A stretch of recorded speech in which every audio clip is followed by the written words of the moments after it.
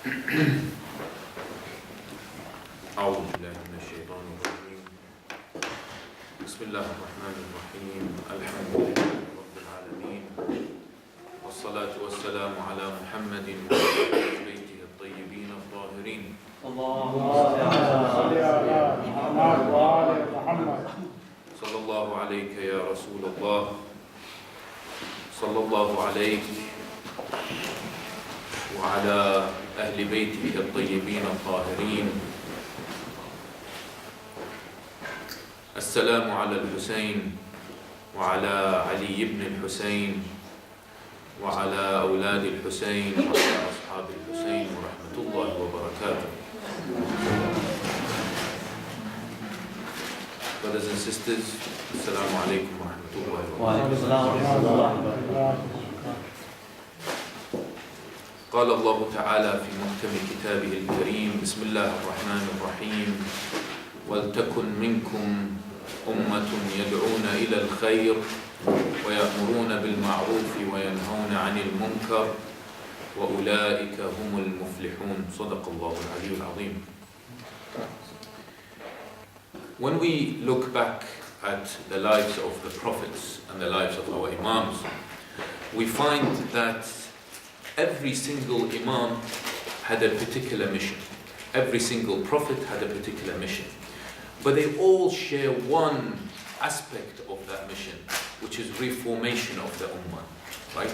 They had a mission, which is Allah subhanahu wa ta'ala put them in a particular area that needed reformation. It needed change, right? From bad, from corruption, from worshipping the idols, to worshipping Allah subhanahu wa ta'ala. So reformation was actually the main mission of every single prophet. 124,000 prophets we had, and every single imam, right? So for example, if we go back to the Quran, we find in chapter 11 verse 88, Bismillah ar-Rahman ar-Rahim, with Prophet Shu'aib, he says, قال يا قوم أرأيتم إن كنت على بينة من ربي ورزقني منه رزقا حسنا وما أريد أن أخالفكم إلى ما أنهاكم عنه إن أريد إلا الإصلاح. So what Prophet Shu'aib is telling his people at that time, he says, I desire nothing but to reform so far as I am able, right? So he's actually giving that word al-Islah. This is the word in Arabic that means reformation, reform, change. Al-Islah. Again, if we go back to the Quran, we find that Fir'aun was telling people indirectly that Musa alayhi salam was wanting to do reformation to this particular ummah. He says, وَقَالَ فِرْعَوْنُ دَرُونِي أَقْتُلُ مُوسَى. And Fir'aun said, let me alone that I may slay Musa, I may kill Musa. وَلْيَدْعُ رَبَّهِ إِنِّي أَخَافُ أَن يُبَدَّلَ دِينَكُمْ. إِنِّي أَخَافُ أَن يُبَدِّلَ دِينَكُمْ. I fear that he will change your religion. He's basically telling the people at that time, he's saying, look, Musa will actually come and change the ummah. He will come and reform the ummah. Right? I fear he's going to do that. أو أن يظهر في الأرض الفساد, or that he will make mischief to appear in the land. Right? So there's an indirect way of saying, look, he is actually going to come and reform the ummah. Reforming the ummah so that you guys will worship his Lord. But if you come and study the lives of the prophets and the lives of our imams, yes, we all agree now that every single prophet and every single imam had a mission of reformation, of change, right? But they all did it in a different way. Some of the prophets had miracles. For example, Prophet Musa.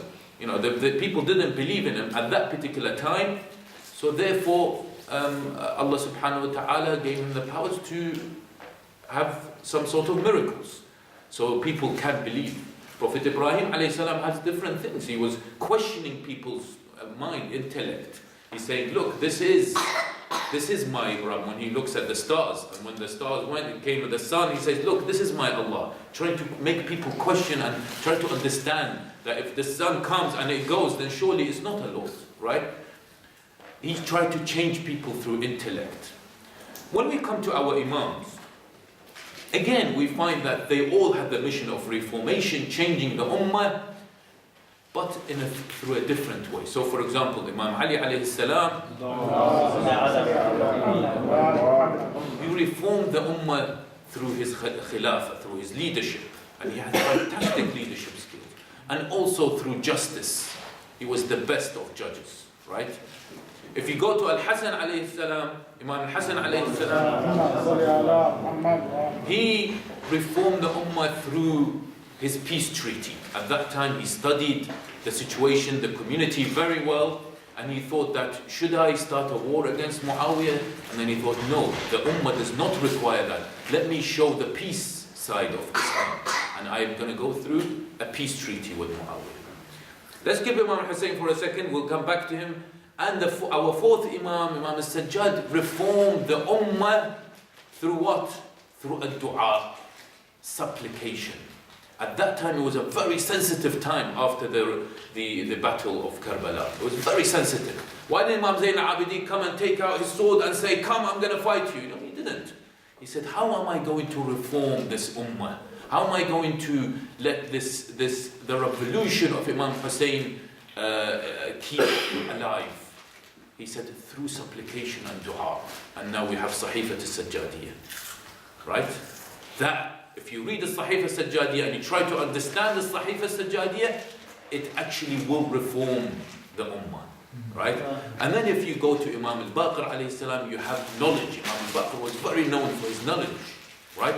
We go Imam al-Sadiq, he was very known for his fiqh, jurisprudence. Lots of the jurisprudence that we have now goes back to Imam al-Sadiq. Even the Sunni brothers, they also, the Sunni sect will also go back to Imam al-Sadiq and some of them, right?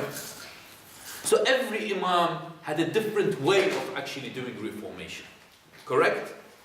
Let's go to Imam al-Hussein alayhi salam. When we go back to Imam al-Hussein alayhi salam, we have to concentrate on one particular thing that he said, right? When it comes to Ashura, when it comes to the first 10 days of Muharram, it's very, very important for us to make sure that, yes, we satisfy the emotional side, which is very important, right? But equally, we must satisfy the intellectual and educational aspect of the revolution of Imam Hussein alayhi salam, right?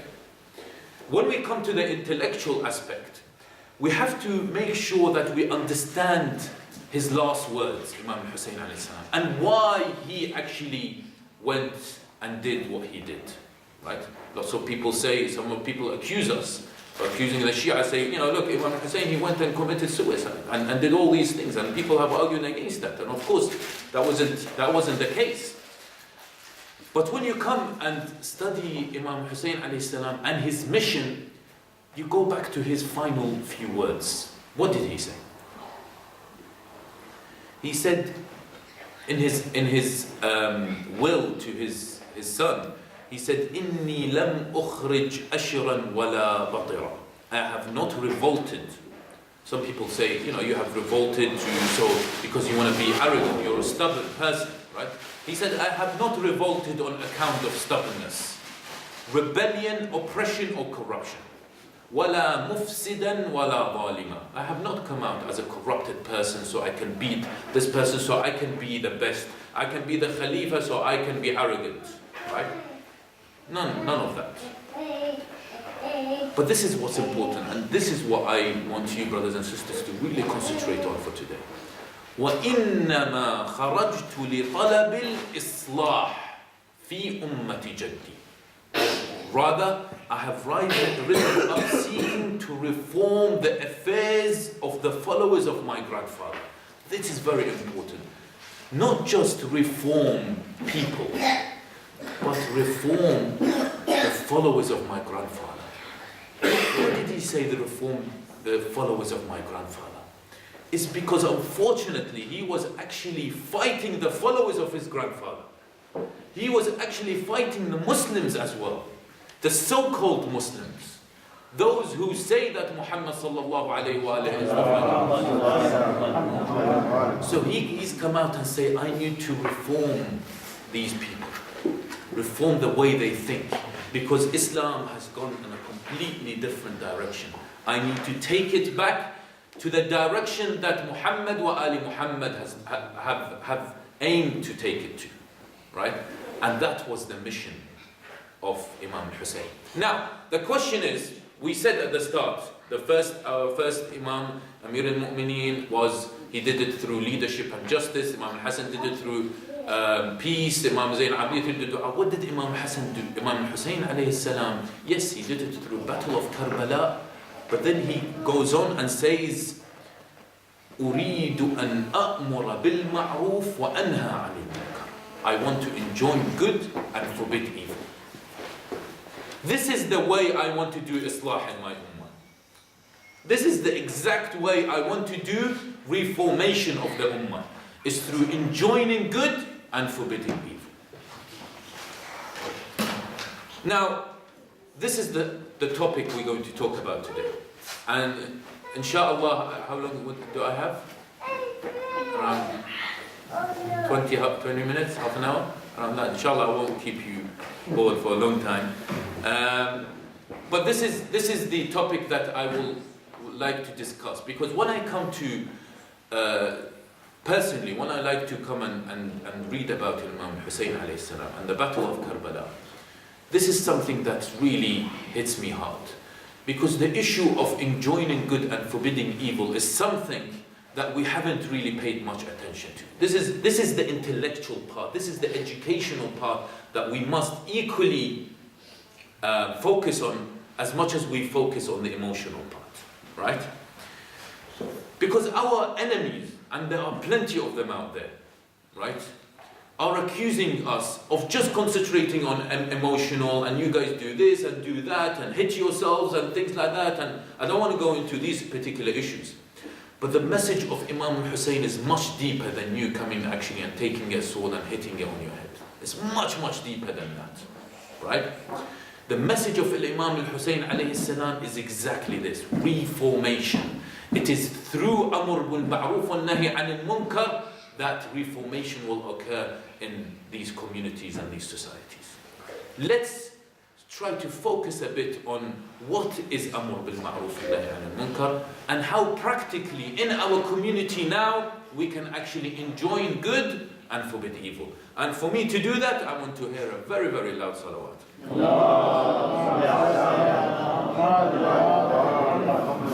The verse I recited at the start of this majlis is in Surah Al Imran, ayah 104. وَلْتَكُنْ مِنْكُمْ أُمَّةٌ. And there may spring from you a nation, this nation, right? This nation that we are looking forward to. This nation that maybe Imam al-Mahdi ajjalallahu ta'ala faraj sharif will come to. This particular nation. This nation who invite to goodness and enjoin good. يدعون إلى الخير ويأمرون بالمعروف وينهون عن المنكر وأولئك هم المفلحون. Surely they are those who are successful. Notice here that Allah subhanahu wa ta'ala says أمة يدعون إلى الخير. Those who actually invite to goodness. That's the first thing we must do. And then enjoin good and forbid evil. Let's go to Surah At-Tawbah, ayah 71. وَالْمُؤْمِنُونَ وَالْمُؤْمِنَاتِ بَعْضُهُمْ أَوْلِيَاءُ بَعْضٍ يَأْمُرُونَ بِالْمَعْرُوفِ وَيَنْهَوْنَ عَنِ الْمُنْكَرِ وَيُقِيمُونَ الصَّلَاةَ وَيُؤْتُونَ الزَّكَاةَ وَيُطِيعُونَ اللَّهَ وَرَسُولَهُ. Notice the order of these things. Allah subhanahu wa ta'ala says, and for the believing men and the believing women, they are guardians of each other. The believing men and the believing women, they are guardians of each other. Right? بَعْضُهُمْ أَوْلِيَاءُ بَعْضٍ. What do you do first? Do you preach and say, please come and worship Allah, come and pray, come and do zakat? No, that's not the first thing you do. The first thing you do, يَأْمُرُونَ بِالْمَعْرُوفِ وَيَنْهَوْنَ عَنِ الْمُنْكَرِ ويقيمون الصلاة ويؤتون الزكاة ويطيعون الله ورسوله. And then they worship Allah subhanahu wa ta'ala, or they follow Allah subhanahu wa ta'ala and His Prophet. Right? So notice the order of these things. It just emphasizes the importance of enjoining good and forbidding evil. Right? Again, in the Quran, there's so many verses, but I've chosen 3. كُنْتُمْ خَيْرَ أُمَّةٍ أُخْرَجَتْ لِلنَّاسِ. Again, notice the order. He says, you are the best of nations, raised up for the benefit of men. تَأْمُرُونَ بِالْمَعْرُوفِ وَتَنْهَوْنَ عَنِ الْمُنْكَرِ وَتُؤْمِنُونَ بِاللَّهِ. He says, you enjoy good, forbid evil, and then you believe in Allah. Right? You cannot call for Allah subhanahu wa ta'ala and worshipping Allah subhanahu wa ta'ala before you actually try to do reformation of your society, reformation of your community. Right? If people's mentality is not set right, then you cannot preach to Allah subhanahu wa ta'ala. Notice the order. يؤمنون تأمرون بالمعروف وتنهون عن المنكر وتؤمنون بالله. I'm going to ask 3 questions here and then we'll end inshallah. The first question is, what is Amr bil Ma'ruf and Nahy anil Munkar? The second question is, who actually does Amr bil Ma'ruf and Nahy anil Munkar? And the third and final question is, how actually can we implement Amr bil Ma'ruf and Nahy anil Munkar, or practice Amr bil Ma'ruf and Nahy anil Munkar in our society today? So to answer the first question, what is Amr bil Ma'ruf and Nahy anil Munkar? Ma'ruf in Arabic is basically anything that an aqil, an intellect, will do good for society, right? So a ma'ruf is anything that an aqil, intellect, or sharia and society define as a good thing. So an intellect, when he defines as a good thing, right? Of course, for example, you guys doing this majlis is a good thing, you know, and you're all intellectual people saying this, whoever is and may Allah subhanahu wa ta'ala give them the highest of rewards, whoever has given their time voluntarily to come and set up this majlis is a good thing, right? So people say, yes, this is ma'ruf. The sharia will say this is a good thing. If sharia comes and says, no, this is a bad thing, of course, this is not ma'ruf, right? And of course, society as a whole says, yes, this is also a good thing, right? If these 3 come together and say this particular issue is a good thing, then this is called ma'ruf. Munkar comes from inkar, which is anything that al-aqil, the intellect, sharia and society define as the evil thing. So completely the opposite. Very clear, right? What is al-ma'ruf and what is al-munkar. And of course, Allah subhanahu wa ta'ala says in another verse, in verse chapter 7, 199, verse 199 says, خُذِ الْعَفْوَ. Take to forgiveness and enjoin good. وَأْمُرْ بِالْعُرْفِ, and turn aside from the ignorant. وَأَعْرِضْ عَنِ الْجَاهِلِينَ. When you read about this particular exercise of this particular ayah, it says that أَعْرِضْ عَنِ الْجَاهِلِينَ. There are so many ignorant people that will stop you doing Amr bil Ma'ruf and Nahy anil Munkar. Right? Just ignore them. Take them aside. Right? Ignore these ignorance. Right? Do not. Yes, it's going to be difficult. Amr bil Ma'ruf and Nahy anil Munkar is going to be difficult, but don't let them stop you. Okay.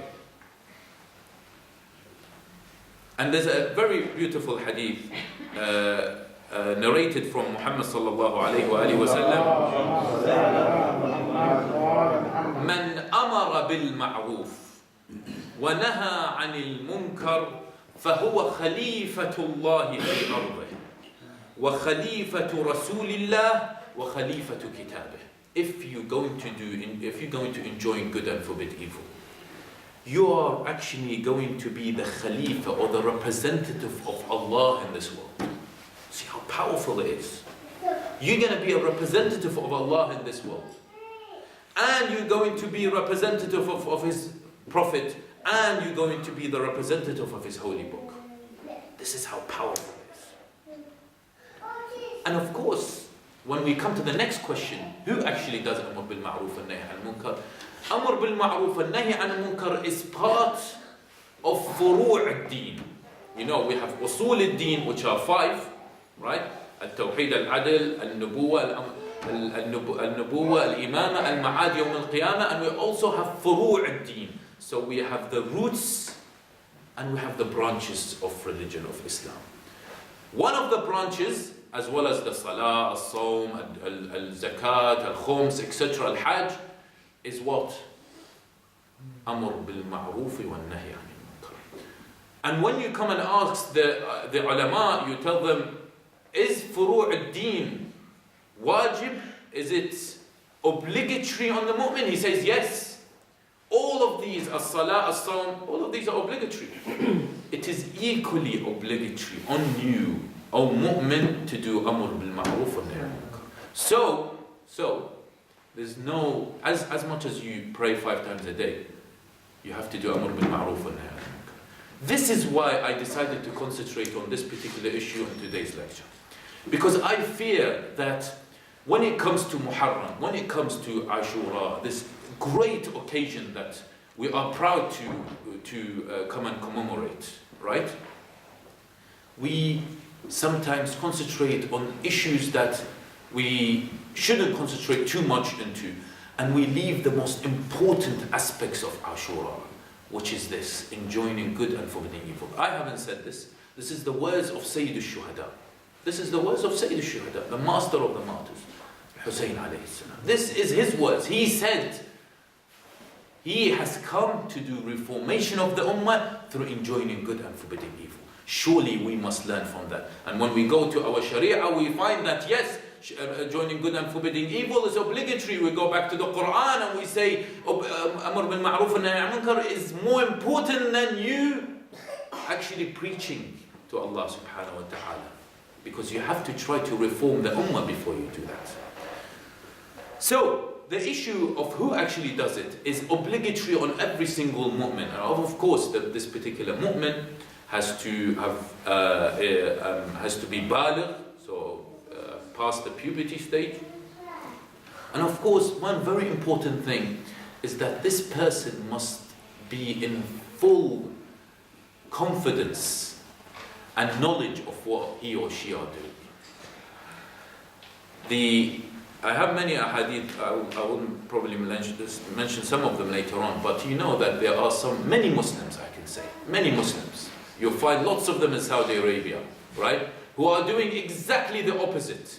They think, you know, they have hay'at amr bil ma'roof and nahy anil munkar. If you've, inshallah, if you've been to Hajj, and if you haven't, inshallah, Allah subhanahu wa ta'ala will grant you, inshallah, Hajj very soon.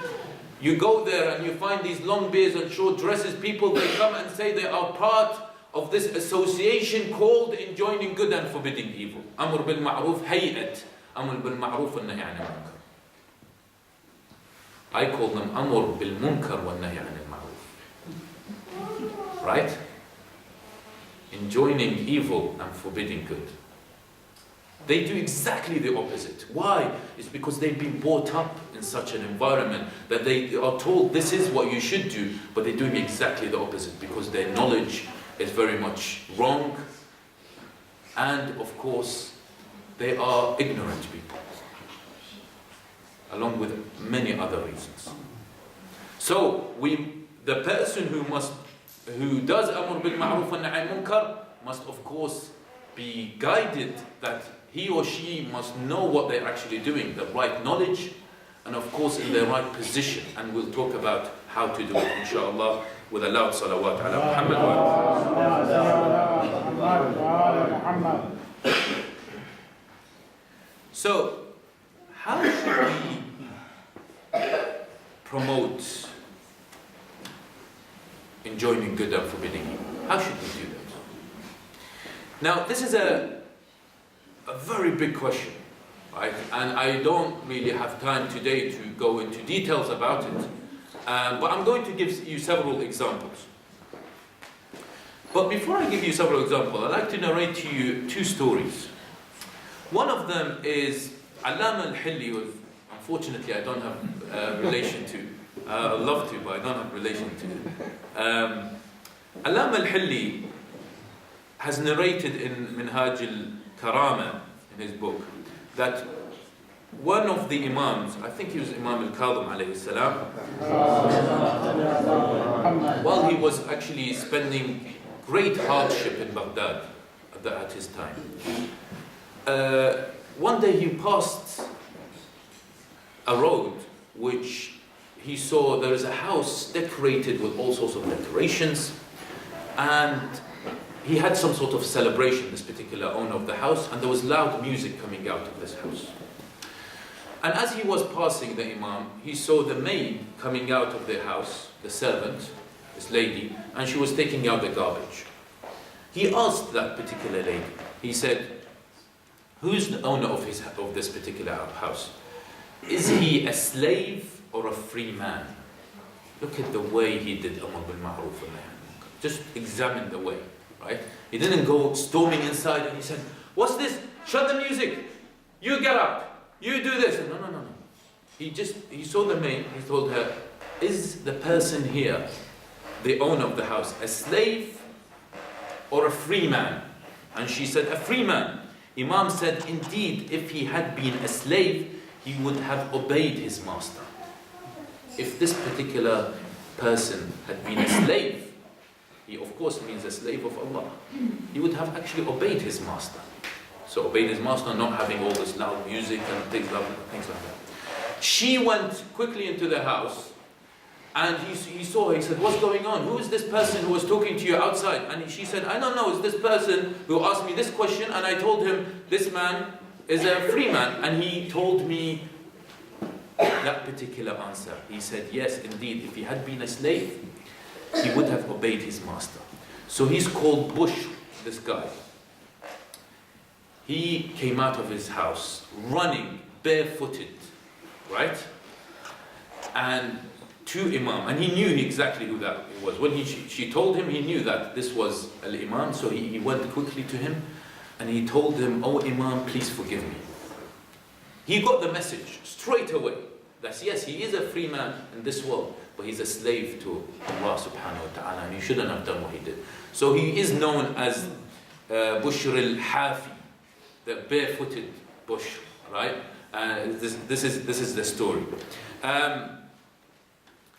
The second issue is when the Khalifa at this time, Umar, was walking, he was doing these inspections, he was walking with his colleagues, and then he sort of heard some suspicious noises from a particular house. So what he did, this is of course the wrong way of doing Amr bil Ma'ruf and Nahy anil Munkar. We actually gave an example of the Imam, who was a very good example of doing Amr bil Ma'ruf.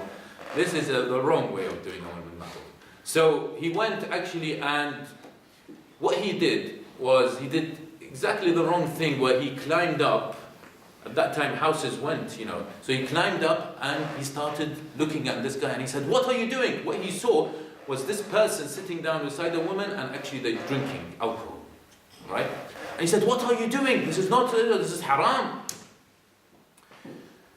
The person turned to the Khalifa Umar, and he said, do not be so hasty, for if I have committed one sin and you have committed three, right? He said, firstly, God has said in the Quran, and do not spy. You've actually spied on me. That's the first thing. Secondly, he said that Allah subhanahu wa ta'ala said in the Quran, and go into the houses by their doors. You've actually climbed up and looked at this, right? And thirdly, he said that when you enter the houses, greet your people with salutations, and you have not done so. But then Umar said, if I were to pardon you, do you resolve to amend your ways? And he said, by God, I shall never repeat this act again, right? So this is not the way of actually doing Amr bil Ma'ruf and Nahy anil Munkar. But let's come to the current era and our society. And just to give you a few examples of how we can actually do Amr bil Ma'ruf and Nahy anil Munkar. So, for example, the issue of hijab, right? When a lecturer or a speaker always talks about the issue of hijab, many of the sisters come out and criticize. They say, who are you to talk about hijab? You don't even know what it is about, right? And I very much agree with this particular aspect. I really think that we should have more women speakers who actually talk about hijab, and we have very good role models, of course, in our society who do such a thing. But I'd like to give an example of this particular issue, because it is something that is debatable in society. Lots of people talk about it, and especially, this is a message for sisters, and of course for the fathers who may see his daughter or his wife or whoever, niece or whatever, their hijab is not to the standard, shall we say. And I don't want to go into the issue of what is the right thing and what is not the right thing. This is a completely different lecture. But what is, of course, the Sharia say it is the right thing. And not to be, of course, judgmental. Do not be judgmental of this particular person saying, look, her hijab is bad, so she's a bad person. Of course not at all. But of course, this is just a humble advice. But how do you approach this person, right? And I must say, it is very difficult for me to actually say how would you approach. Everyone has a different technique. But what's important, it is obligatory on us, right? As mu'mineen. And if you see yourself in a position, if it's your daughter or if it's your sister or whoever, right? And if the sisters see their friends and whatever, their hijab is not to the standard, then it is obligatory, brothers and sisters. It is obligatory, wajib on you to actually tell them that you must correct this hijab. Now, how to do that? It's up to you to do it. Some people suggest that maybe indirectly you do a discussion in your university, for example, or at your work, or at your home, and when you're in a family, you start meet and say, let's talk about this issue of hijab, and but not directly telling this particular person you must change this and this and that. And one thing that sorry, can I have a glass of water? Please, thank you very much. One thing that I think that what's happening in society, the reason why not a lot of people are doing Amr bil Ma'ruf and Nahy anil Munkar is because people do not find it as cool, especially the youths.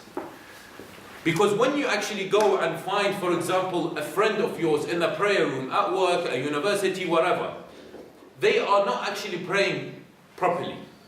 And that's not debatable. For example, right, if you know that there is a Shia brother, right, who has decided not to put a turba or not to put a paper or something in front of them, and they said, yeah, whatever, I don't care, right? It's obligatory on you to advise them, right? In your best way, take him one side and tell him, I know these things are quite difficult, and I faced hardship in these issues, but I refer you to this particular alim, and he said, it's very well known that we must. Is there a particular reason why you don't do that, right?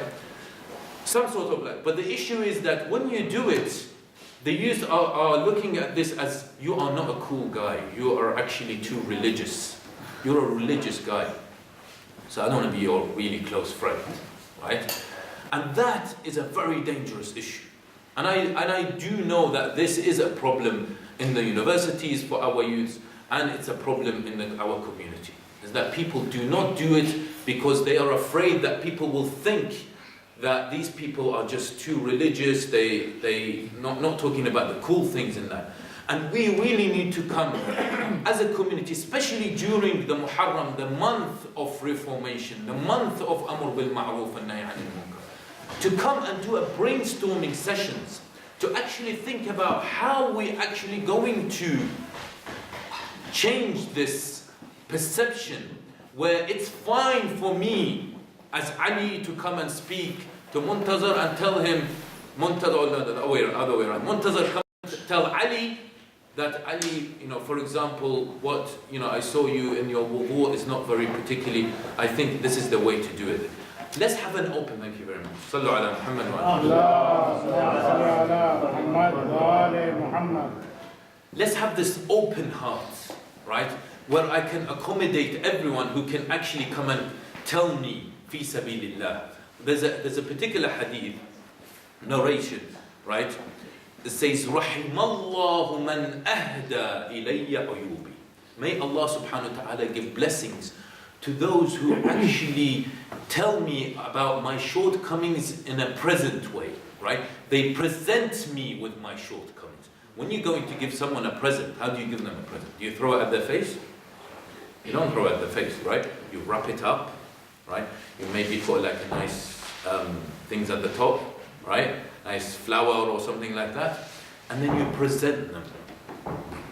This is the way that Islam tells you to present the shortcomings or something that you think they are doing incorrectly to your brother, right?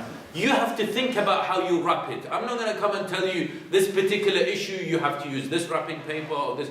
You have to think about, you're intellectual people. We're intellectual people. We have to think about the best way to actually come and present this particular shortcoming to our brothers or sisters. The other issue that I face, for example, at my work, is the issue of sitting down in a place of where people drink alcohol. Now, I don't know. I think quite a lot of people face this issue, especially now we're coming towards. I gave a talk similar to this last Arba'in, I remember, and I mentioned the same thing. You know, it was at the time of Christmas, and Christmas is coming. Lots of dinners, lots of parties, lots of etc. etc. People saying, "Come out, let's go." You don't need to drink. Just sit down with us, right? If you go back to our ulama, they say, to be quite honest, I have not seen one alim that gives you permission to do that. There is a hadith, there's a strong narrated hadith that says, or a particular story that says, I think at the time of Imam Sadiq alayhi salam, that the ruler of that time, he invited him and several other people, the ministers, for dinner. So they went and sat down, and the ruler intentionally, I think, brought some alcohol to the table. What did Imam Sadiq do? He quickly got up and he said, "Excuse me," and he left.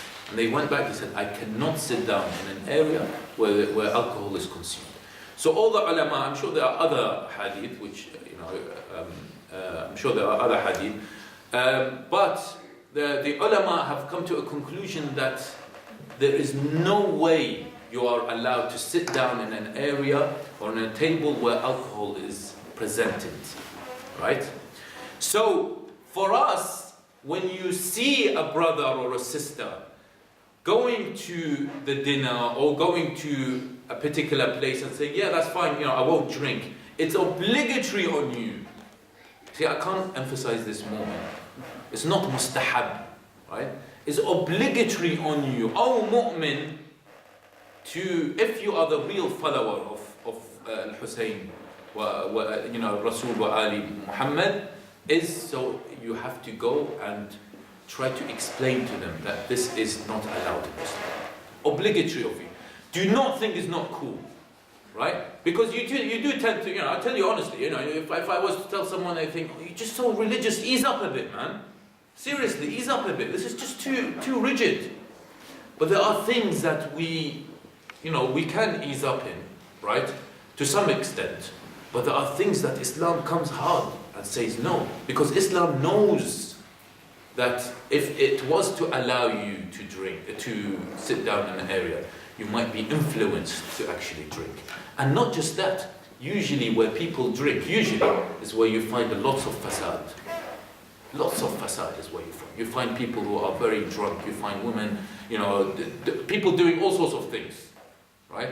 And this is not the environment for a mu'min. This is not the environment of the follower of Imam Hussein. Not at all. Right?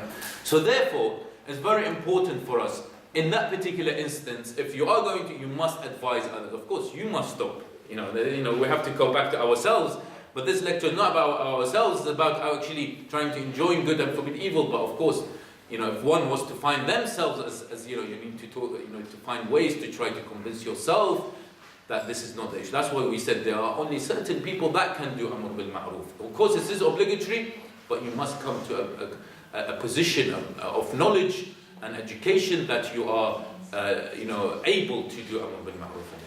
I don't want to take much time more, but the issue again of gossip and spending lots of time, and unfortunately we have this, especially in our youths. People sit down and just gossip. People sit down and chat, right? And there are some times where, usually when there's gossip, there usually comes a ghibah, lying, riba, backbiting, and lots of other issues that comes into it, which is haram, right? So Islam usually says that try to avoid going to areas where, or sit down in areas where there is gossip. But if you see your brothers and sisters spending lots of time just gossiping, do you know who got married then? Oh no, do you know who got divorced? Oh my God, this guy, I thought they're both really good, they're in love. Oh my God, how can we start gossiping? What's it to do with you? You know, it's nothing to, it's not benefiting the ummah by you discussing. If there is a benefit, then discuss it by all means. But if you just for the sake of gossip, right, and sake of feeling good, oh, did you hear about this guy? And this guy told you not to tell anyone. What did you hear about him? But don't tell anyone, yeah? And then this person tells the other person, don't tell anyone, then it becomes Chinese whispers, right? It's a reality in our community. It's a reality. That's why we have so many problems in marriage and issues and family problems. It's because people try to make up things, right? People who have nothing to do in their life except just making gossip. You have to go and advise them. It is obligatory on you, brothers and sisters, to go and advise them and say, what you are doing is wrong. This is the reasons why. Not just show, of course, you must not show arrogance in this. No, I am the best and you are the worst. As I said, the technique you use is very important. You have to wrap it up in the best possible way. And the last thing I would like to talk about is the issue of the current Muslim ummah, right? And what hardship the Shias are going through in the world, right? I think it's, and in my lifetime, right? I know the Shias have gone through very bad times in history, but in my lifetime, right, since 1980, I think this is the worst that we are going through. The issues, the continuous bombings against the Shias in Iraq. I come from Iraq and I follow the news nearly daily, right? There are lots of bombings of the Shias you guys don't even hear of. Lots of assassinations you guys don't even hear of, just because they are Shia, right? And they are made by not just normal Sunnis. They are made by this particular Salafi sect, this Wahhabi mentality, this extremists. You have these huge problems in Syria, as you all very well know. You have oppression in Bahrain, right? You have oppression in Pakistan, extreme oppression in Pakistan, right? And you saw very well in Lebanon a few days ago where there was a bombing outside the Iranian embassy, right? This is all made because this is a theological issue as well as a political problem. What's our role in this? Am I just going to sit down with my iPad, say, oh, la ilaha illallah, they're killing so much Shias, brother, la ilaha illallah, shut up and go to sleep? Is this my role? As a Husseini, as a follower of the person who sacrificed his life and his family for the sake of reformation and sake of Amr bil Ma'ruf and Nahy anil Munkar, just to read the news and BBC and whatever and just scroll down in my iPad and that's it? That's not Amr bil Ma'ruf and Nahy anil Munkar. We must not find ways to try to change this particular issue. The problem we had, and I forgive me for going into too much details in this and giving my true opinion in this, and if you disagree, please speak to me later on. I think there's lots of misconceptions of the Shias. I went to a leadership course with the Muslim Council of Britain a few months back. Very good course, and I met this very senior Sunni scholar, right? And I sat down with him, and he has been brainwashed about you Shia do this, you Shia do that, and you Shia do this. And you all know all the misconceptions, right? And I just had to sit down with him. I'm not saying I'm anyone, right? I just had, from the little knowledge that I have, I had to sit down with him and explain to him a few things. This is Nahy anil Munkar. This is forbidding evil. You are actually forbidding this person from spreading evil, right? By just a few words, and you must approach them in the right way, right? He said, I didn't know this about the Shias. Look, he said, he took out his phone and look at this YouTube video. Look, you do la'an or you do sab, cursing of all our Sahabas. Look at this, you do this and that, right? And when it comes to these particular issues, yes, you know, there are different views in the Shia, you know. So the issue is that we have to come and provide the Ummah with the right view of Shia Islam. The Shia view that Al-A'imma taught us. The view that, not the view that I come out in Muharram and take a sword and a small child comes and hits his face, his head, and all blood comes out. And when I type, and I did this, you go and do it, type Google Shia, just type Shia. You get this film star called Shia something, forgot his name. But the top page, you get all blood everywhere from all the Shias, right? Is this the Shia that of Imam Hussein? All this deep akhlaq that we learn from our Imams and Rasul sallallahu alayhi wa alayhi? We are not just Shi'at Ali, we are Shi'at of Muhammad. It's not just we are Shi'at of Ali. People say, yes, these are the Shia, they call them the Shi'at of Ali. We're not just the Shi'at of Ali, we are the Shia of Muhammad wa Ahli Muhammad. This is it. We can't continue just saying that, we are just the Shia of Ali and no one else. We are, of course, the Shia of Ali ibn Abi Talib alayhi salam. But not just Ali ibn Abi Talib. And the Rasul sallallahu alayhi wa and the Ahlul Bayt. And is the Shia of the teachings of the Shia of Ali ibn Abi Talib and the Ahlul Bayt and Muhammad sallallahu alayhi wa is what I type in Google Shia and it comes out as blood, right? Now, this issue I don't want to go into because it's deep, but it hurts me a lot. It really hurts me a lot because we are suffering a lot because of these issues, and people are judging Shias as the whole sect, the whole Shia sect. Go to Nahj al-Balagha and read the deep sermons of Imam Ali alayhi salam. Your mind goes somewhere else, right? It's just blown away. Go and read Dua Arafah of Imam Hussein alayhi salam. Go and pick up Sahif al-Sajjadiyya. These are the teachings of our Imams, right? It's not the teachings, is not to come and take a sword and hit it on my son's head, so his blood comes out of all his face and it's all in the news. And of course the news want these things, and we're giving opportunity for the media to take over here, right? And for the people of, you know what, I'll say these few words at the end, because I can really speak a lot, right? A few days ago, I was reading one of the Wahhabi extremists in Syria was talking about our Ashura. He said this particular sentence, right? He said, their Ashura is just sadness, hitting, he said, I just want to be accurate here. He said, their Ashura is just sadness, lamentation, and hitting themselves with the sword in their head, right? I mean, I agree with the first two. Yes, our Ashura is sadness, absolutely, and we're proud to be. And also Latum is absolutely fine. But of course, the third thing is what makes people really, think, what the hell's going on here?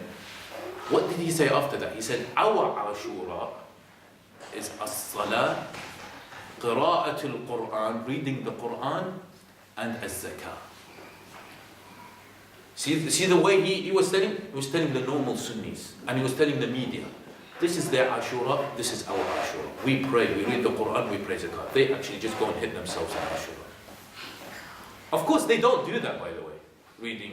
Do more Salah and read the Quran and do Ashura. They don't do that. Right? He's just saying it. Right?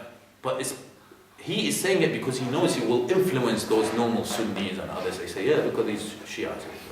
So we're giving incentives. So our role in this particular issue is so that it's very important for us in whatever way we can do it. Through the media. Every single person has a channel.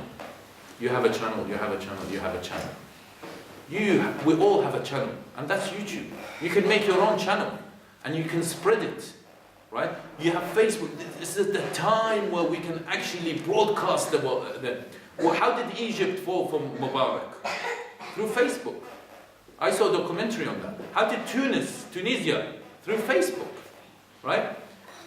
These things we have to use, social media, we have to use to try to do Amr bil Ma'ruf, and it's up to you in the way to do it. And of course, you have to know how to do it. And this issue of social media can be used in a completely opposite way.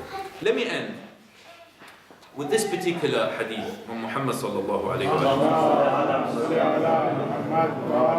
sallam. He said, كيف بكم إذا فسدت نساؤكم وفسق شبابكم وَلَمْ تَأْمُرُوا بِالْمَعْرُوفِ وَتَنْهَوْا عَنِ الْمُنكَرِ. He said, such a time will come when your women become corrupt and your youth become sinful. And of course, what he means by it is that community, right? And you neither enjoy good and forbid evil. I think that is very much the state, maybe now or even worse. And then he goes on, and the people tell him, فَقِيلَ لَهُ وَيَكُونُ ذَلِكَ يَا رَسُولَ اللَّهِ. Will that happen? He said, فَقَالَ نَعَمْ وَشَرٌّ مِّن ذَلِكَ. And worse than this. كَيْفَ بِكُمْ إِذَا أَمَرْتُمْ بِالْمُنْكَرِ وَنَهَيْتُمْ عَنِ الْمَعْرُوفِ. The opposite, you know, the long-bearded, short-dressed people, this is what they do, right? He said, yes, and worse, such a time will also befall you when you will begin forbidding good and enjoining evil. Definitely it's happening now. And they said, وَيَكُونُ ذَلِكَ يَا رَسُولَ اللَّهِ. He said, نَعَمْ وَشَرٌّ مِّن ذَلِكَ كَيْفَ بِكُمْ إِذَا رَأَيْتُمُ الْمَعْرُوفَ مُنْكَرًا وَالْمُنْكَرَ مَعْرُوفًا. He said, yes. Oh, Messenger of Allah, will that occur? People asked again. He said, yes, and worse. Such a time will come when you will consider, just contemplate on this, you will consider evil as good, and you will consider good as evil. That you cannot.